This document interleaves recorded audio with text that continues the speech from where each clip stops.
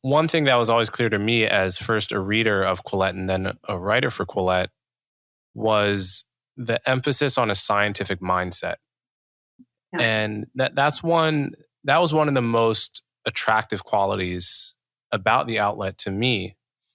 I was someone that at the time I started writing, I certainly wasn't religious. I was an atheist, and I was a heretic on the issue of race, but a small L liberal in the grand scheme of things, and had never voted, but would only have voted Democrat if I had voted, and which is to say, someone like me wouldn't have written or thought to have written for something like the National Review at that time, because of their. Even if I agreed with half the articles I heard on particular topics, their emphasis on Catholicism, for example, on religion in general, even the emphasis on sort of worship of the U.S. Constitution as and the founding as the final word on every issue, even issues that have changed a lot. All of that didn't seem, it wasn't where I grounded my intellectual worldview. I grounded my worldview in philosophy and science mainly.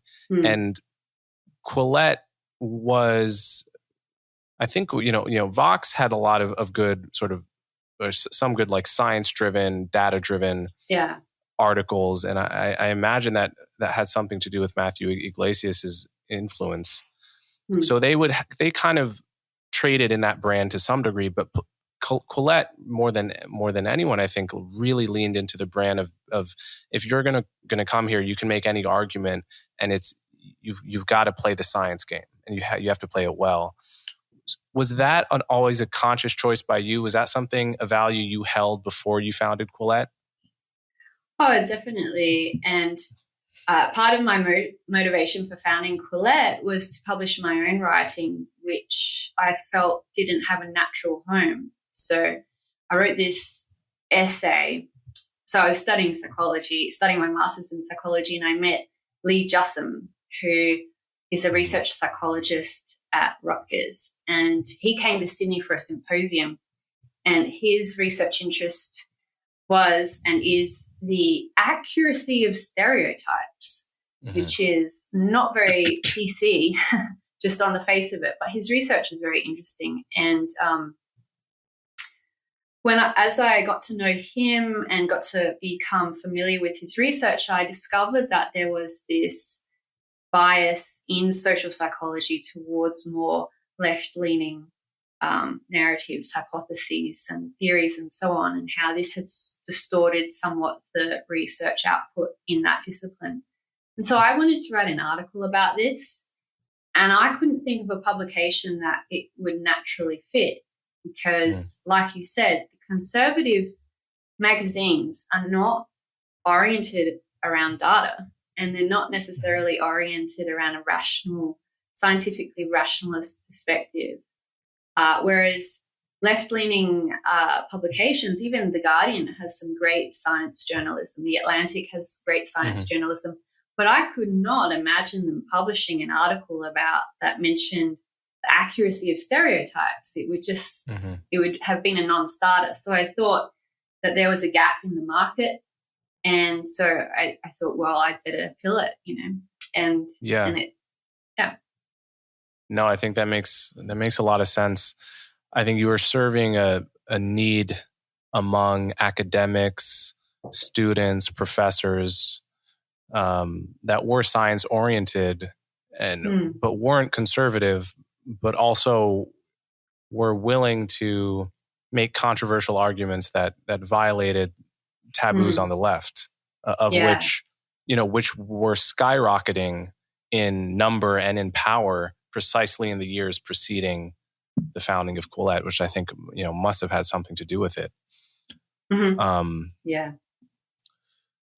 One thing I'm always curious about is I guess how you deal with the project of keeping a magazine in the vision of its founding. So I've I can think of two examples off the top of my head in which people founded a magazine and then later had to leave the magazine and were often sort of kicked out hostilely of their own home to varying degrees. Matthew Iglesias would be one example as a co-founder of Vox, who I think now is not very beloved by Vox readers. And another I can think of is Glenn Greenwald, who I believe either founded or co-founded The Intercept, and then was somewhat forced out. What do you as a founder, how do you try to maintain the original ethos, if at all, of Quillette? Or do you rule with an iron fist, or do you rule with? I mean, I kind of know the answer to this, but how do you steer the ship? I think people who work for me will describe me as a fairly easy boss. I'm pretty flexible. However, I own the company, and I'm not going to. So that the companies like Vox and Intercept, I don't know about the Intercept, but Vox has raised hundreds of millions of dollars. So they're answerable to a board. The founders are answerable to a board. They're answerable to lots of people, lots of stakeholders who have invested money. Now, I've had a little bit of financial support for Quillette, but it's tiny in comparison to a publication like Vox. And I have always explained to anybody who wants to donate money to Quillette that they will have no influence over our editorial independence. And, that's non-negotiable. So, I mean, one strategy I've actually had, and it's been a deliberate strategy, is to keep the company small, because I think if we grew fast, and we could have grown faster than what we have, we would lose our editorial independence, and we would have to try and make more money more quickly, and that would mean trading off some of our integrity, some of our editorial independence. I don't think it's a clear trade-off. Like, I think a company can retain its editorial independence and make a lot of money, but I think it has to be done incrementally over a long period of time, and a company must grow slowly. I think if it happens too fast, too rapidly, there's a lot of risks, and you can perhaps lose the ethos of why the company was founded in the first place. Yeah, I mean, that seems right to me. What do you make of the recent Substack boom? So in the past 2 years, as many people will know, Substack has come roaring onto the scene, making deals with individual writers. Like they would make a deal with someone like me to simply publish what would have previously been a blog and be the middleman so that I can have a direct relationship with my readers. And you have some great Substacks like Andrew Sullivan's, which I read, and many others. I would imagine that kind of thing is competitive with Quillette on some level, or competitive with, the kinds of things people are writing on Substack in many cases are the kinds of things that might be written on a Quillette.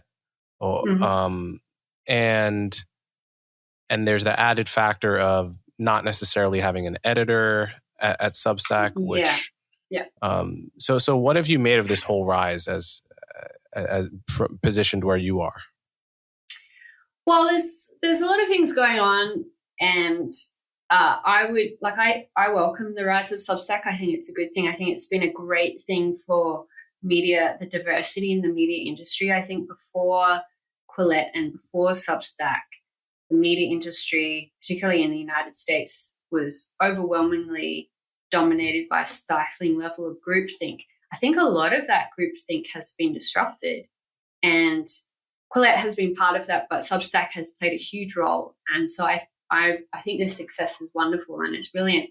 I think that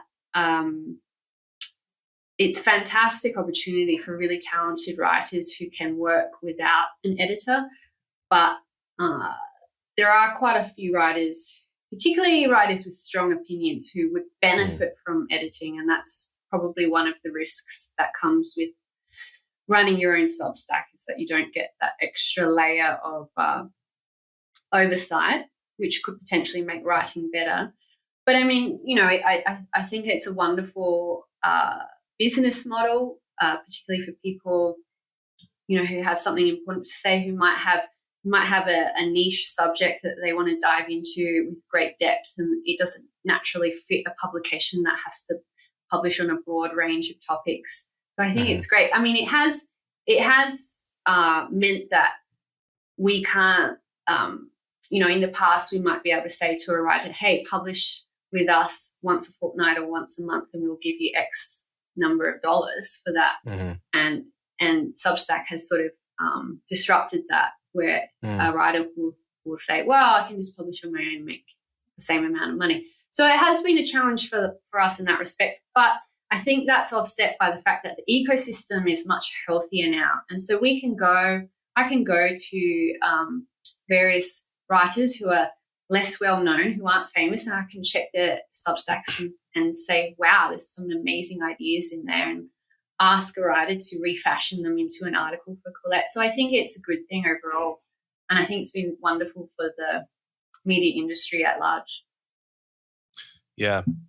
I think one of my favorite quotes about editors from Thomas Sowell, I think he once wrote, "The fact that I haven't killed an editor is proof that the death penalty deters." That's funny. And he has a great essay on writing where he describes the experience of working with frustrating editors. I mean, he may be one of the rare writing talents that doesn't need it.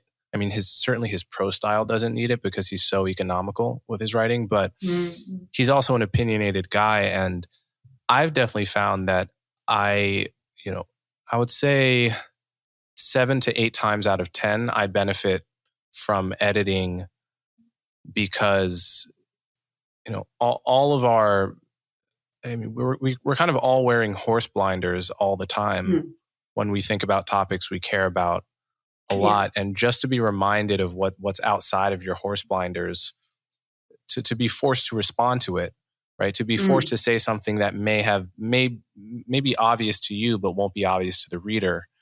All these kinds of things are mistakes that I'm liable to make, and most writers are liable to make. And that's one potential warning side with Substack. The other is audience capture, which is something that I think about and that I fight. This is something that, an outlet like Quillette would also potentially become victim to. I mean, Substack is particularly bad, but it's like you're going to see that certain articles get more clicks than others, and there's going to be an incentive for you to, maybe only do articles that get those clicks, and then you lose the variety, you lose the depth. You go for the candy over the deep flavor. And so how do you approach the problem of audience capture? Yeah, that's a huge topic. I mean, I've been thinking a lot about audience capture too, because it's apparent to me that becoming famous online for producing content can send people down pathways they wouldn't have otherwise been sent down. And we published this fascinating article by an Indian writer called Gurwinder Bhopal, and the article's called "Stop Feeding Your Brain Junk Food." And in that article, he argues that producers of content can actually become brainwashed by their own audiences because of the incentive structure that online platforms have. And we experience such a, whenever we get good feedback for some content that we produce, like I'm just talking about us as individuals, we get a flood of reward sort of, the reward centers in our brain are flooded with good feelings. And so that can that becomes a self-fulfilling prophecy where we constantly are chasing that feeling of reward. So we're constantly producing the same type of content over and over again. And it's risky because we can become, if we are not aware of this happening to ourselves, we can end up becoming a parody or a caricature of who we were when we started out on our content producing journey. Like, our opinions can become hyperbolic. We can exaggerate what we're commenting on. We can just become a two-dimensional version of who we were at the beginning of the journey. And so I think it's a huge risk for online producers. And one way that Quillette has tried to avoid this trap is simply I've always valued our articles, even if they don't get a lot of clicks. So there's a whole lot of really fascinating, interesting, wonderful articles that we publish that don't go viral.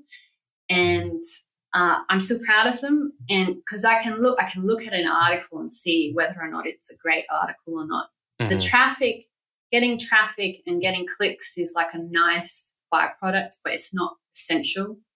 And so I've never looked at traffic metrics as the be all and end all. They're sort of, at the moment, I don't look at traffic at all. And, I'll just see if an article's been shared a lot on Twitter or something like that. And that's nice, but it's not something I'm chasing.